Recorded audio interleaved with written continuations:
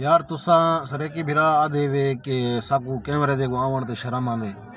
यार आज जितना शर्म मैं को आंदा ही ना ई दुनिया ते कहें को आंदा होसी। मैं बहु ठीक कैमरे देखो आवण को डरदा मी। आज मैं तोरे सामने कैमरे देखूँ अलवेंदा बैठा ये शुरुआत होगी तोरे वास्ते। मेरे को पता है तोरा अंदर भरा खड़े तोरे अंदर टैलेंट दी कमी कोनी तो साथ मैं वीडियो बड़े सा ई कर रहे सा ऊ कर रहे सा। ओए कल करने के बजाय आज करना कमला। ओ मेरा वीरोण ओ मेरा सोना कल कल के करने की जिंदगी मुक वैसी आया ही कल है वजना ही कल ही भी ये दुनिया तेरे नहीं मतलब भी नहीं।